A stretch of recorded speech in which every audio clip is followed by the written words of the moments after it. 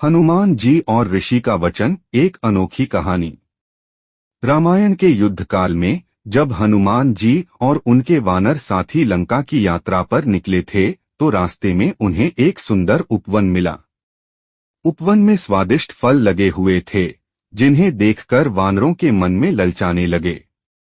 लेकिन ठीक उसी समय एक बूढ़े ऋषि प्रकट हुए और हनुमान जी समेत सभी वानरों को रोक दिया। ऋषि ने बताया कि यह उपवन उनका है और वे कई वर्षों से हनुमान जी के आने का इंतजार कर रहे थे। हनुमान जी ने उत्सुकता से कारण पूछा। ऋषि ने बताया कि अपने पिछले जन्म में वे एक गंधर्व दिव्य संगीतकार थे जिन्हें श्राप देकर पेड़ बना दिया गया था। इस श्राप के अनुसार उन्हें तभी मुक्ति मिल सकती थी जब कोई उन्हें इसी उपवन से फल चढ़ाते हुए एक विशेष मंत्र का जाप करेगा। हनुमान जी अपने पिछले जन्म में वायुदेव के रूप में उस गंधर्व के मित्र थे और उन्होंने कभी श्राप तोड़ने में मदद करने का वचन दिया था। अपने पुराने मित्र को पहचानते हुए हनुमान जी ने गंधर्व के लिए श्रद्धा भाव से फल चढ़ाया और मंत्र का जाप किया। जैसे ही मंत्र का जाप समाप्त हुआ, ऋषि श्राप से मुक्त हो गए और वापस अपने गंधर्व रूप में आ गए।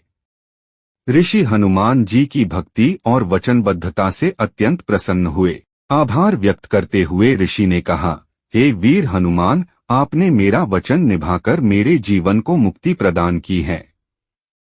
मैं आपके इस पुण्य कार्य के लिए आपका आभार व्यक्त करता हूँ। आपके पराक्रम और भक्ति की मैं सदा प्रशंसा करता रहूंगा।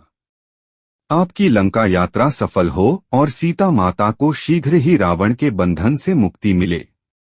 हनुमान जी ने ऋषि का आशीर्वाद स्वीकार किया और वानरों के साथ आगे बढ़ गए। उनके मन में ऋषि के प्रति कृतज्ञता और भक्ति का भाव उमड़ रहा था। यह घटना हनुमान जी के वचनबद्धता और भक्तिभाव का एक अनूठा उदाहरण है।